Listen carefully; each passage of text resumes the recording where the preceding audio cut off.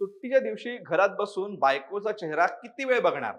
चला, ऑफिसला येऊया आणि कामाला लागूया, असं विधान केलंय भारतातील आघाडीची कंपनी असलेल्या एल एन टीच्या अध्यक्षांनी. एस एन सुब्रमण्यम यांनी केलेले विधान चांगलंच चर्चेला जात आहे. साहजिकच त्यावरून सोशल मीडिया ते कॉर्पोरेट वर्ल्ड सगळीकडेच गदारोळच सुरू झालाय. सोशल मीडियावर लगेच मेंटल हेल्थ मॅटर्स वगैरे सगळे हॅशटॅग देखील सुरू झाले. प्रसिद्ध अभिनेत्री दीपिका पडुकोण हिनेही या वादात उडी घेत अशा मोठ्या पदावर काम करणाऱ्या व्यक्तीने अशा प्रकारचं विधान करणं धक्कादायक आहे असं विधान केलंय. सगळीकडेच या गोष्टीवरून राळ सुटली आहे. अशाच प्रकारचे विधान मध्यंतरी इन्फोसिसचे संस्थापक नारायण मूर्ती यांनी देखील केलं होतं. मग ही विधाने नेमकी आहेत काय? त्यांच्या बोलण्याचा रोग खरंच हा होता का? सोशल मीडियावर जी काही प्रतिक्रिया मिळतीये ती खरंच योग्य आहे का? या सर्वच प्रश्नांचा उहापोह करणारा हा आजचा व्हिडिओ. नमस्कार, मी हर्षल वैद्य, कॅमेरामन नितेश सोबत महा एम टीव्ही मध्ये आपल्या सर्वांचं स्वागत करतो. मुळात आधी सुब्रमण्यम हे नेमकं काय बोललेत ते बघूया. रविवारी एल एन टीच्या कर्मचाऱ्यांसोबत एक ऑनलाईन मीटिंग आयोजित करण्यात आली होती. या मीटिंगमध्ये एल एन टीच्या कर्मचाऱ्यांना शनिवारी काम करायला का लागतंय असा प्रश्न त्यांना विचारण्यात आला होता. त्यावर उत्तर देताना असं म्हटलं सुब्रमण्यम यांनी की मला खूप दुःख होत आहे की मी माझ्या कर्मचाऱ्यांना रविवारी कामाला बोलवू शकत नाही. मी रविवारी देखील काम करतो. घरात बसून नवरा बायकोचा आणि बायको नवऱ्याचा चेहरा किती वेळ बघत बसणार आहेत. चला, ऑफिसला येऊया आणि काम करूया. त्याच्या पुढे त्यांनी आठवड्याला 90 तास काम करायला सांगितलंय. एकूण झाला प्रकार हा असा आहे. आधी एल एन टी कंपनीची अंतर्गत मीटिंग होती. त्यामध्ये कंपनीच्या भवितव्याबद्दल चर्चा सुरू होती. त्याचा हा असा व्हिडिओ काढून व्हायरल करणं कितपत योग्य अयोग्य आहे हा मुद्दा विचारणा घेण्यासारखा आहे. पण तो आता सध्याचा विषय नाही. सध्याचा विषय सुब्रमण्यम यांचा. असंच विधान इन्फोसिसचे संस्थापक नारायण मूर्ती यांनी देखील केलं होतं. ते म्हणाले होते की भारतातील तरुणांनी आठवड्याला 70 तास काम करायला हवं.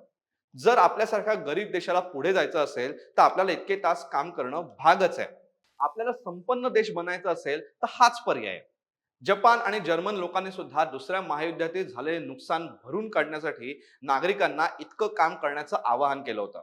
त्यांनी तसं केलं देखील. म्हणूनच ते आज इतकी प्रगती करू शकले. पुढे स्वतःच उदाहरण देत मूर्ती म्हणाले की मी अजून सुद्धा दिवसाला 14 तास काम करतो. त्यामुळे त्यांना सुद्धा त्यावेळी बऱ्याच ट्रोलिंगला सामोरं जावं लागलं होतं. एकूणच कामाचे तास, कामाच्या वेळा, त्याचा मिळणारा मोबदला हे सर्वच मुद्दे त्यामुळे विचारात घेतले जाऊ लागले होते. यावरती ट्विटरवर जोरदार टीकेची जोड उठवली आहे. सगळीकडेच विनोदांचा पाऊसच पडलाय. एकाने लिहिलंय की बहुधा एल एन टीच्या अध्यक्षांचा गैरसमज आहे की लग्न केलेले लोक हे फक्त एकमेकांचा चेहराच बघत बसलेले असतात. एकाने म्हटलंय की नारायण मूर्ती बरे होते, ते फक्त 70 तासच काम करायला सांगत होते. पण हे तर आता त्यांच्यापेक्षा भारीच आहेत, 90 तास काम करायला सांगतायत. एका नेटकऱ्याने सुब्रमण्यम यांच्यावर थेट टीका करताना म्हटलं की या लोकांचे विचार किती संकुचित आहेत. यांना वाटतं की सुट्टी ही फक्त घरी बायकोला आणि नवऱ्याने एकमेकांकडे बघण्यासाठीच असते. वर्क लाईफ बॅलन्स वगैरे या गोष्टींची यांना कल्पनाच नाहीये.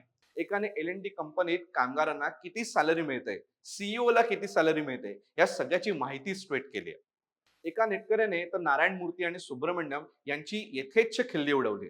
या सगळ्यात आरपीजी एंटरप्राइजेसचे अध्यक्ष हर्ष गोयंका यांनी रविवारचे नामकरण संडे न करता सन ड्युटी असंच करायला हवं असं मत मांडलंय. खूप कष्ट करणं ही खूप चांगली बाब आहे, पण संबंध आयुष्य ऑफिसला बांधून घेणं मूर्खपणाचं आहे असं त्यांनी म्हटलंय. हे पिळवणुकीचं साधन होईल, यशाचं नाही. वर्क लाईफ बॅलन्स गरजेचा आहे, त्याला पर्यायच असू शकत नाही असंही त्यांनी आपल्या ट्विटमध्ये पुढे म्हटलंय. या बाबतीत आम्ही रिझ्यूम मॅनेजमेंट प्रायव्हेट लिमिटेडच्या गिरीश टिळक यांच्याशी चर्चा केली. त्यांच्या मतानुसार भारतात आज असंघटित क्षेत्रातील असा एक मोठा वर्ग आहे की जो अक्षरशः दिवसाला 12 ते 13 तास काम करत असतो. त्याशिवाय त्यांचे पोटच भरणार नाही. त्यामुळे रस्त्यावरचे फेरीवाले, सफाई कामगार, घरकाम करणारे, वेगवेगळ्या सेवा देणारे डिलिव्हरी बॉयज हे सर्वच रोज एकही दिवस सुट्टी न घेता काम करत असतात. आता हे कमी शिकलेले, अकुशल आहेत असं म्हटलं तर डॉक्टर्स, पोलीस हे सुद्धा कुठलीही सुट्टी न घेता रोज इतकंच काम करत असतात. त्यांच्याबद्दल कधी अशी चर्चा झाली आहे का? आणि सर्वात महत्वाचं, ज्या व्यक्तीने हे वक्तव्य केलंय तो एक उद्योजक आहे. तो कधीच सुट्टी न घेता 24 तास काम करत असतो, कारण त्याला एवढी मोठी कंपनी चालवायची आहे. कर्मचाऱ्यांना मिळणाऱ्या कामाच्या मोबदल्याबद्दल बोलायचं तर ते कंपनीवर ठरत असतं की काय मोबदला द्यायचा. एकूणच याबद्दल बरीच मतमतांतर आहे.